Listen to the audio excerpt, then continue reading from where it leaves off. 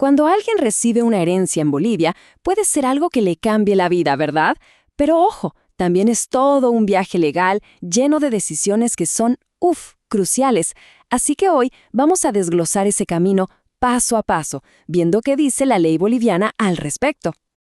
A primera vista, una herencia suena como un regalo, ¿cierto?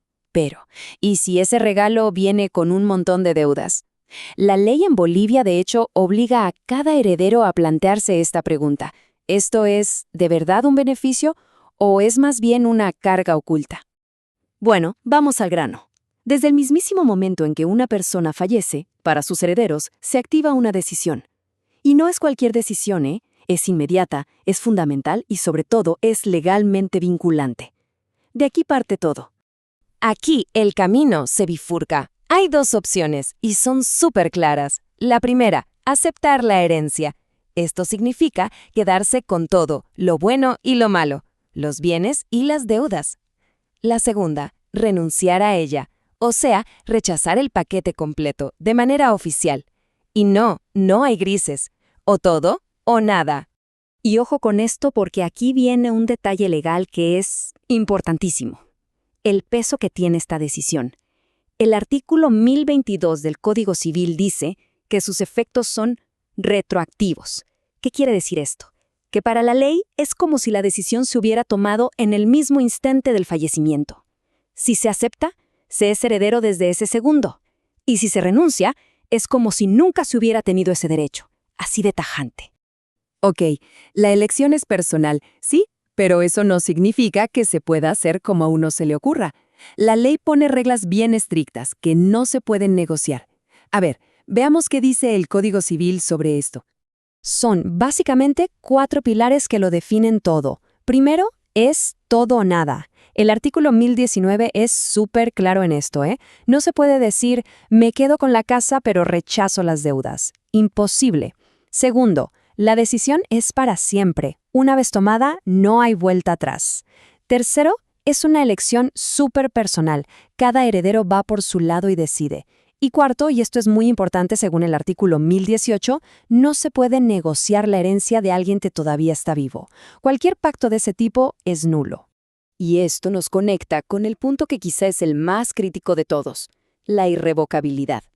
Las palabras del artículo 1021 son contundentes, no dejan ni un espacio para la duda. Una vez que se dice sí o se dice no, se acabó. No hay marcha atrás. Es una decisión con consecuencias permanentes, de por vida. Y si todo esto no fuera suficiente, ahora entra en juego un factor que mete muchísima presión, el tiempo. Porque resulta que este derecho a elegir, a aceptar o renunciar, no es para siempre. Hay un reloj corriendo. Claro, porque la ley pone plazos súper definidos. Fíjense, a partir de los 9 días después del fallecimiento, cualquier persona interesada, pensemos por ejemplo en un acreedor, puede ir donde un juez y pedirle que actúe. El juez a su vez puede dar un plazo, que puede ser de hasta un mes, para que el heredero se pronuncie. Pero incluso si nadie presiona, hay un límite final, el definitivo, que lo marca el artículo 1029. El derecho a aceptar prescribe, se acaba a los 10 años. A ver, y esta es la parte crucial. ¿Qué pasa si el juez da un plazo y el heredero simplemente lo ignora? Bueno, quedarse en silencio no es una opción neutral, para nada. El artículo 1023 es tajante. La ley lo interpreta como una aceptación automática. Y no cualquier tipo de aceptación, ¿eh? Es una aceptación pura y simple, que como vamos a ver, tiene unas implicaciones gigantescas. Y esto nos lleva a una idea clave. Porque aceptar no siempre es algo que se dice con palabras, firmando un papel. A veces son las acciones las que hablan más fuerte y las que tienen consecuencias legales directas. El artículo 1025 nos habla de 2 maneras de aceptar. Por un lado está la expresa, que es la más obvia, un documento escrito, una declaración formal. Pero luego está la tácita, que es mucho más sutil.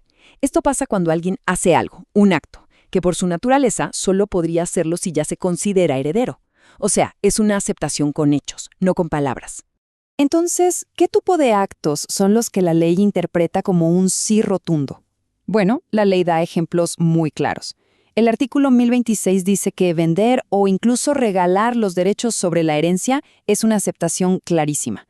Lo mismo pasa si se renuncia a esos derechos, pero a favor de otros herederos específicos. En resumen, es cualquier cosa que demuestre que la persona ya se está comportando como dueña de esa herencia.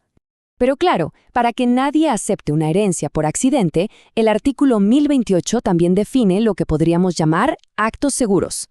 Por ejemplo, pagar el funeral, hacer una reparación urgente para que no se arruine una propiedad o vender bienes que se echan a perder, siempre con permiso del juez, se consideran actos de conservación.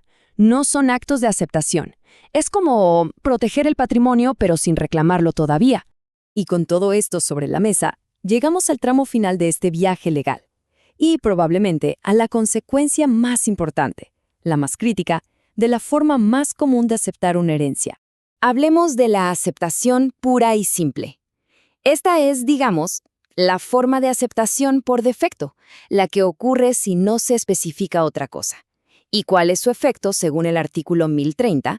Una fusión total. El patrimonio de la persona que falleció y el patrimonio personal del heredero se unen y se convierten en una sola cosa. La idea es básicamente esta. Los dos patrimonios, con todos sus activos y todas sus deudas, dejan de existir por separado. ¡Pum! Se fusionan y forman un único y nuevo patrimonio. ¿Y quién es el titular de todo eso? El heredero. Y de nuevo, para que no quede ninguna duda, el lenguaje del Código Civil es súper directo. El artículo 1030 dice que los patrimonios se confunden y forman uno solo. Más claro, imposible. La ley es explícita sobre esta fusión.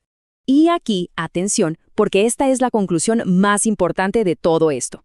Al fusionarse los patrimonios, el heredero se vuelve personalmente responsable de pagar todas las deudas de la persona fallecida. Y lo más fuerte es que se responde con todo ese nuevo patrimonio que ahora incluye los bienes que ya se tenían antes. Esto significa que, sí, incluso si las deudas son más grandes que los bienes que se heredaron, hay que pagarlas. Esto, naturalmente, nos deja con una pregunta final que es importantísima. Si aceptar de forma pura y simple puede significar heredar una deuda que termine comiéndose el patrimonio propio, ¿acaso no existe una forma más segura de decir que sí? Una opción con menos riesgo,